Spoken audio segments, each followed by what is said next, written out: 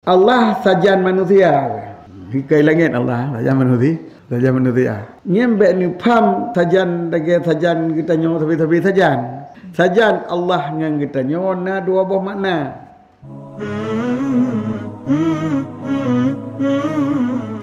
Dalam surat An-Nahl, innallaha ma'al ladzina taqaw wal ladzina hum muhsinun. Allah na beserta orang-orang yang takwa. Ia menandakan yang bawa takwanya mulia. Na saja orang takwa Allah. Dan na saja orang-orang yang puput kebaikan. Jadi hum muhsinun, takwa yang tabah cik. Sebab ihsan zina kebaikan tunduk pada perintah dan larangan Allah. Yang mencakupi mana takwa. Nah saja orang yang takwa, saja kita nyo yang na bertakwa, menandakan takwanya mulia. Allah saja manusia. Hikai langit Allah saja manusia. Nyembek ni pam sajan dage sajan kita nyo tapi sajan. Sajan Allah ngan kita nyo na dua buah makna. Mio dalam bahasa Arab ikun ma'iyah khasah ngan ma'iyah ammah. Yang bahasa Arab. Ma'a waktu kita sebut dia kebangsaan kepada mahya kan ma'iyah kenal lagi Syafi'iyah mana papa ma'iyah ma'iyah kebersertaan Allah dengan manusia na secara khusus na secara umum khusus umum munyo khusus pada tempat yang kadang mentang na Allah saja nurengan. Tapi menyumum seluruh makhluk na Allah saja orangnya, saja makhluknya. Hanya macam orang mana kapu mentang. Jadi Allah na sajan makhluk dua boh. Na sajan yang khusus, na sajan yang luar. Menyo saja yang luar benar makhluk na Allah sajanya, sajangonya. Tapi sajan yang khusus, nyo khusus makhluk mentang, hanya mendumna. Jadi innallaha ma'al ladzina taqaw. Nyo menurut tafsir Ibnu Katsir nyo adalah termasuk ma'iyah khasah sajan Allah ngurungan sajan yang khusus kurungnya mentang yang na sajan Allah. Pu sajannya. Pu sajan khusus ma'al ladzina taqaw wal ladzina hum muhsinun adalah sajan nasrihi pertolongannya Allah. Wa ma'unatihi sabahjid. Dan ta'yidnya Allah, karnianya Allah, ihsannya Allah. Jadi yang menyertai orang takwa pertolongan Allah, rahmat Allah, sayang Allah, reda Allah. Yang saja ngurungnya. Ya hanya saja segala makhluk kan.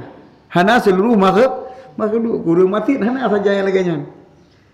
Jadi kan saja zat Allah saja kita nyo puji maunah Allah, pertolongan Allah, bantuan Allah, karunia Allah dan kelebihan-kelebihan yang diberi oleh Allah ke orang yang bertakwa. Yang dikun dalam bahasa Arab pukun ma'iyah. Sajian Allah Taala khusus babak makhluk yang tertentu. Ya. Termasuk yang dipegang oleh Nabi dalam hadis la takhaf wa la tahzan Abu Bakar. Innallaha ma'ana. Yang ma'ai sinan sajan yang kusuci sajan kita nyo itu bantuan bayar tu kita nyo bantu oleh Allah. Wasungguh Allah beserta kita nyo artinya bantuan Allah na beserta kita nyo. Jadi lele dalam Al-Quran yang menyatakan yang kun ma'iyah khasah.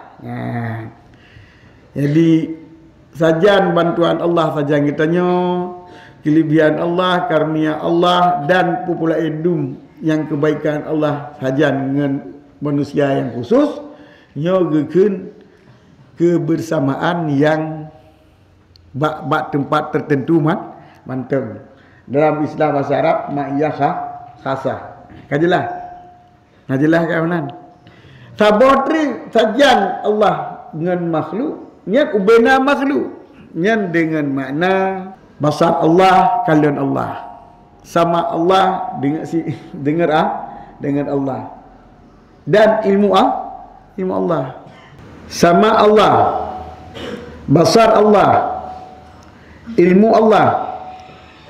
Nyen gikeun maya amma. Bu mana? Ubena makhluk Allah gede pu. Pu dengan aja mandung gede pu kana. Allah gede dengar.